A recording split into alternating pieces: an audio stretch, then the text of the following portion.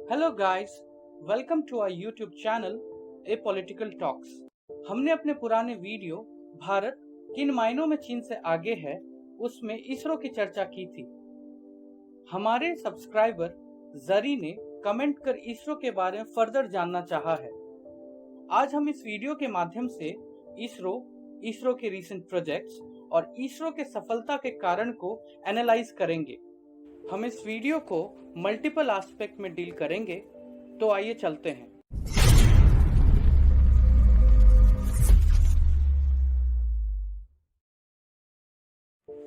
First, ISRO की famous launches.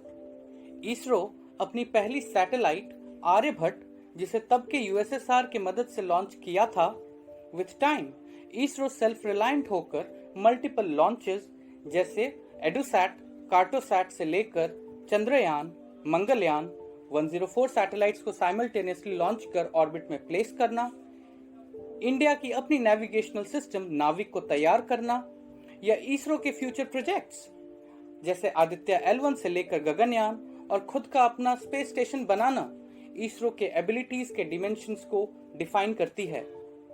यूं तो इसरो के लगभग हर लॉन्चेस अपने में ही कुछ खास रही है और हर स्टोरी खुद में ही एक मोटिवेशनल मंत्र है। एग्जाम्पल के तौर पर देखें तो जहां इसरो अपनी पहली सैटेलाइट के इक्विपमेंट्स को साइकिल और बैलगाड़ी से लाद कर लॉन्चिंग पैड तक पहुंचाना, तो वहीं रोहिणी के लॉन्च की कहानी लीडर्स इन मेकिंग और लीडरशिप स्किल्स को भी दर्शाती है।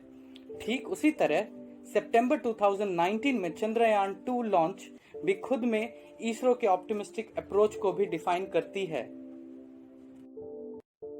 Second, launching pads. इसरो अपनी सैटेलाइट्स बेसिकली दो जगह से लॉन्च करती है। पहला, Thumba equatorial rocket launching station जो थिरुवनंतपुरम के पास है, और दूसरा आंध्र प्रदेश के श्रीहरिकोटा, जहां से basically multi stage rocket launches होती हैं।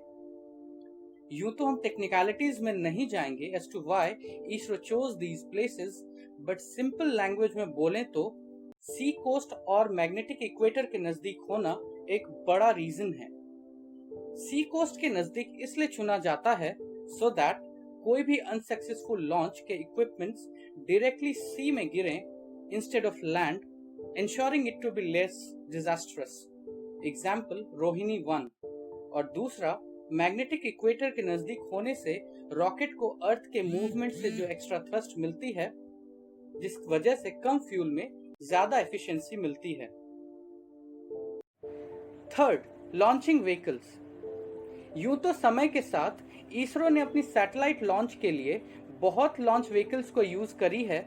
एग्जाम्पल SLV यानी सैटेलाइट लॉन्च व्हीकल, PSLV यानी polar satellite launch vehicle, GSLV यानी geosynchronous satellite launch vehicle.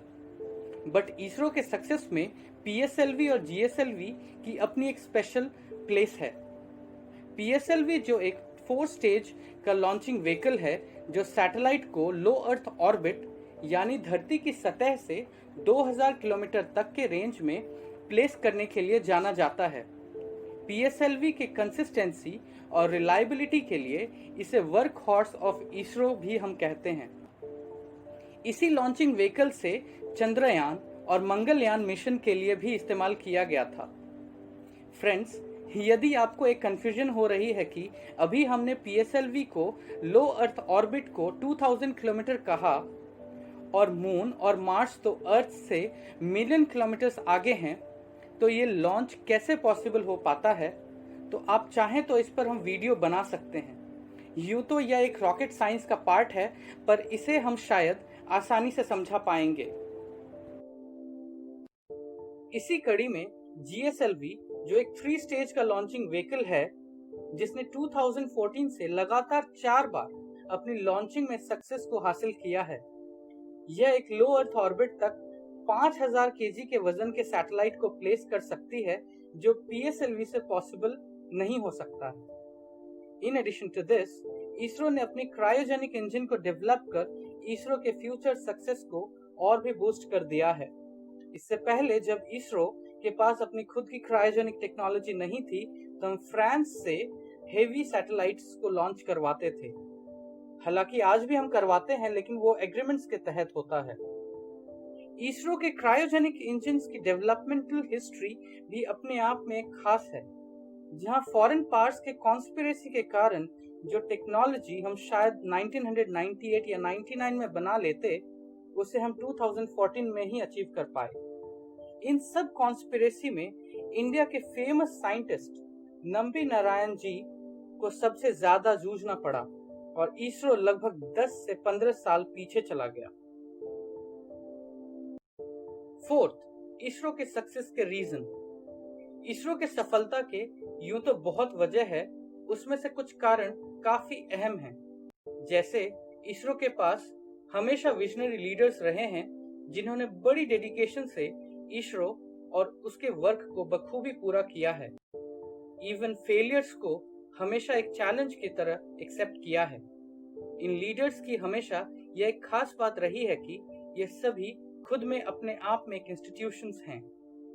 Failures में गवर्नमेंट और मीडिया को फेस करना और सक्सेस में टीम को आगे करना इनके डीएनए में हमेशा रही है। एक अच्छे लीडरशिप अपने टीम और वर्क को किस लेवल तक सक्सेसफुल कर सकती है, इसकी काफी मिसाल इसरो के पास हैं। इसके साथ साथ डायरेक्टली पीएमओ को रिपोर्ट करना मिनिमल पॉलिटिकल और ब्यूरोक्रेटिक इन्फ्लुएंस को दर्शाती है।